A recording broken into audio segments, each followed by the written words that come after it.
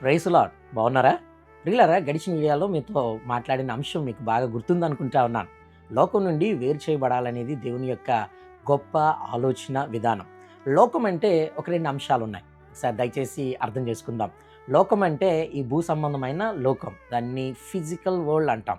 కనుక దేవుడు ఈ భౌతిక సంబంధమైన లోకం నుండి నిన్ను విడిచిపోమ్మనలేదు గానీ, మోరల్ లోకం నుండి నిన్ను బయటికి రమ్మంటా ఉన్నాడు. దాన్ని మోరల్ వరల్డ్ అంటాం. మోరల్ లోకం అంటే గడిచిన సారి మీకు చెప్పిన రిఫరెన్స్ ఒకసారి జ్ఞాపకం చేసుకుంటే 1 యోహాను పత్రిక 2వ అధ్యాయంలో 15, 16 వచనాల్లో ఈ లోకం నుండి వచ్చినదంతయు శరీరాశ, నేత్రాశ, జీవబుడమ, ఇది మోరాలిటీకి సంబంధించిన లోకం. ప్రియులరా, ఈ లోకం గురించి మాట్లాడుతూ ఉన్నప్పుడు బైబిల్లో లోకము దానిలో ఉన్న పరిస్థితి గురించి ఎక్కడ ఏ రీతిగా దేవుడు మాట్లాడాడు, దేవుని ఆజ్ఞ ఇది లోకం నుంచి విడిచిపెట్టబడాలి అని. అయితే ఏంటి ఈ లోకాల గురించి మనం మాట్లాడితే, లోకము ఈ యొక్క లోకాన్ని 4 రకాలుగా 4 ప్రదేశాలకు సూచనగా దేవుడు మాట్లాడాడు. మొట్టమొదటిది ఐగుప్తు ఈ లోకమే. దాన్ని దేవుడు లోకంతోనే పోల్చాడు. ఐగుప్తులో ఉన్నదంతా బానిసత్వపు లోకం.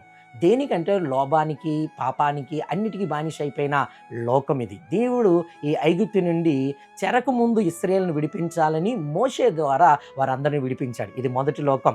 ఇది మనము కూడా బానిసత్వంగా ఉండిపోతున్న ఈ లోకం నుండి మనం విడిపించబడాలి. ఇది మొదటిది. రెండవది కల్దీయుల లోకం. కల్దీయుని కూడా దేవుడు లోకంగానే అభివర్ణించాడు. ఎందుకంటే అబ్రహామును పిలుచుకున్నప్పుడు అబ్రహాముతో అన్నాడు, అబ్రహామా, నీవు నీ దేశాన్ని విడిచిపెట్టి అప్పటికి ఎక్కడున్నాడంటే కల్దీయుల లోకంలో ఉన్నాడు కనుక, కల్దీయుల దేశంలో ఉన్నాడు కనుక అక్కడి నుంచి తను విడిచిపెట్టి రావాలన్నాడు. ఏంటి ఈ కల్దీయులకి సాదృశ్యం?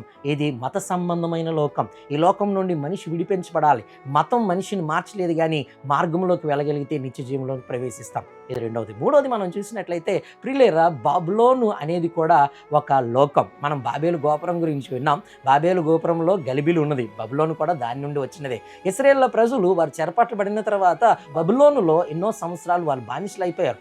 దేవుడు మరలా తన ప్రవక్తలను పంపించి బబులోను నుంచి బయటికి రమ్మన్నాడు. ఈ బబులోనికి మనం చూసినట్లయితే గందరగోళ లోకం. ఈ లోకంలో అన్ని విషయాల్లో గలిబిలి, గందరగోళం, దేవుణ్ణి మనస్ఫూర్తిగా ఆరాధించుకోలేని పరిస్థితి. ఇది మూడోది.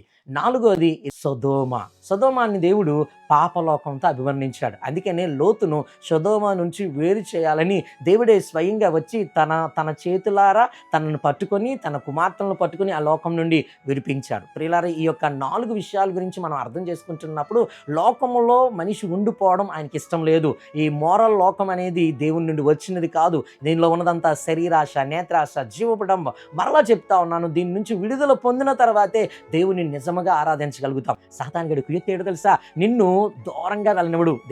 దేవునితో లోతైన అనుభవంలోనికి వెళ్ళనివ్వడు. దేవునితో ఎక్కువ సహవాసం చేయనివ్వడు. మరలా లోకంలోకి వచ్చేసే. వెళ్ళావు కదా ప్రార్థనకి, మరలా వెనక్కి వచ్చేసే. వెళ్ళావు కదా ఆరాధనకి, మరలా వెనక్కి వచ్చేసే. ఈరోజు గంట గడిపావు, సరిపోతుంది కదా, ఇంకో 2 గంటలు లోకంలో గడుపు. ఏదో రీతిగా నిన్ను మభ్యపెట్టి నిన్ను లోకంలోనికే మరలా లాగాలని వాడు ఎన్నో ప్రయత్నాలు చేస్తాడు. ఇది సాతాను యొక్క కుయుక్తి. అందుకే ఫరో యొక్క చరిత్రలో కూడా దీనినే ఇశ్రాయేలు ప్రజలను వెళ్ళనివ్వకుండా వాడు ఎన్ని రకాలుగా వారిని ఇబ్బందులు పెట్టాడో మనం చూసాం. ప్రియులారా, నేడు మనం కూడా చూడవలసిన విషయం ఏంటో తెలుసా? సాతాను కుతంత్రాలను ఎరిగి మనం లోకాన్ని విడిచిపెట్టి, లోకాన్ని జయించి, రక్షకుడైన యేసయ్యను వెంబడిస్తూ ఆయన ఇచ్చే జీవకిరీటం పొందుకోవటానికి మనం ముందుకు వెళ్దుము గాక. అట్టి కృప దేవుడు మనకు అనుగ్రహించిన గాక. దేవుడి మాటలు దీవించిన గాక. ఆమేన్.